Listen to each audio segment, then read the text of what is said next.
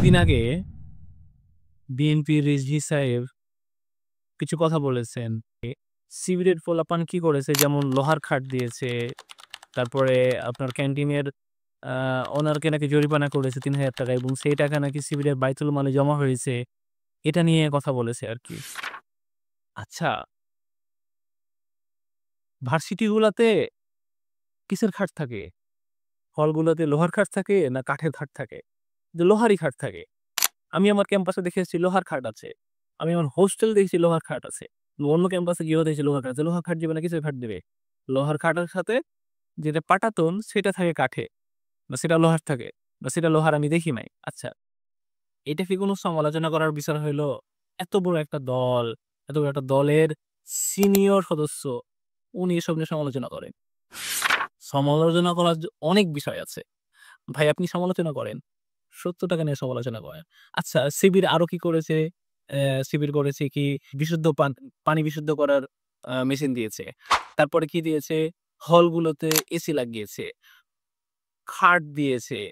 তারপরে লাইব্রেরিতে নাকি এসি লাগিয়েছে। মসজিদে এসি লাগিয়েছে। আচ্ছা, আ তারপরে খাবারের মান নিয়ে কথা বলছে। এগুলা সমালোচনা করার বিষয়। সমালোচনা করারও কিছু পান না?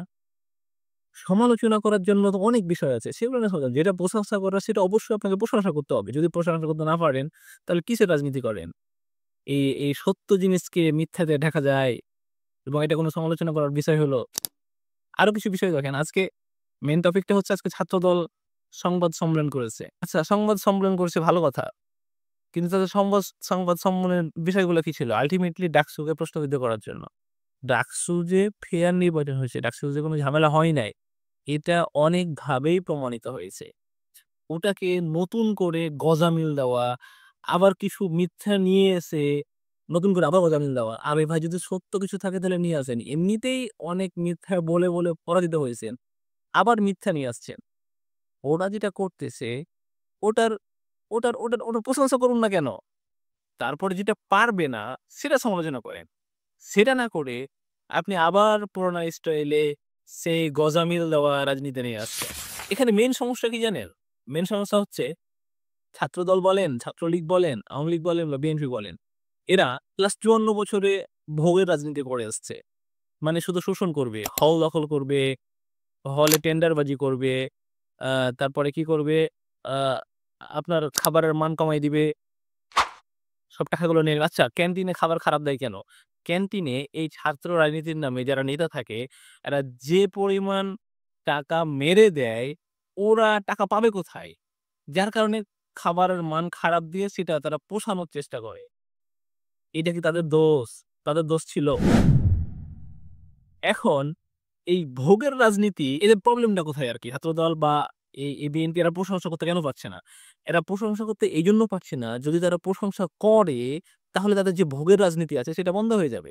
কারণ শিবির যেটা করছে এটা হচ্ছে সেবার রাজনীতি। এখন তারা করে ভোগের রাজনীতি। এখন যদি সেবার রাজনীতির প্রশংসা করে তাহলে তাদেরকে সেবার রাজনীতি করতে হবে। কিন্তু সেবার রাজনীতি করার মতো ক্ষমতা বা যোগ্যতা তাদের নেই। কারণ তার আগে কেউ পকেট থেকে ২ টা পয়সাও দেয় না।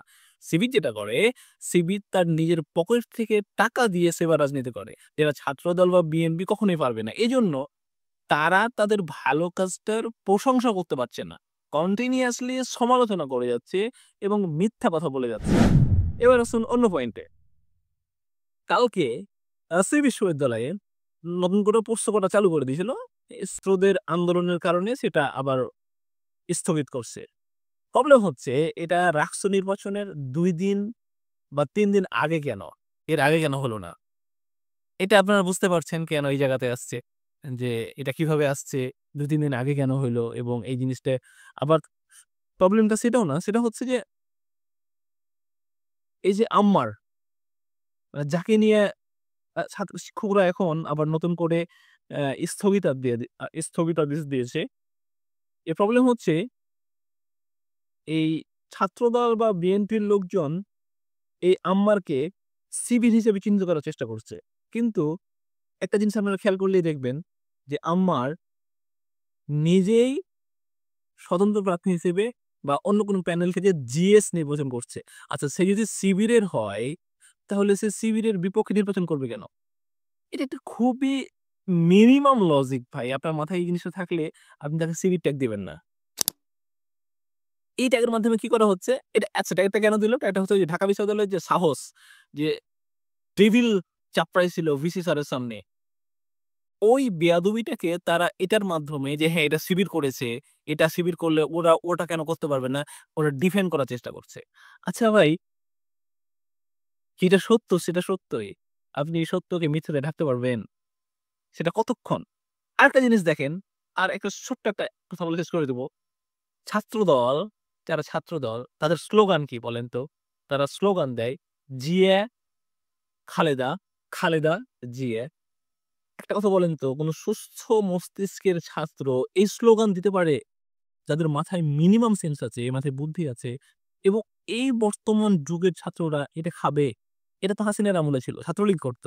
আপনি কেন এটা করছেন ভাই? আপনি না জুলাইয়ের পরের লোক? আপনি জুলাইয়ের পরের ছাত্র, জুলাই আন্দোলন করছেন আপনি। আপনার প্যাটার্ন, ছাত্রলীগের প্যাটার্ন তো সেম। আপনার প্রত্যেকটা কাজকর্ম সেম।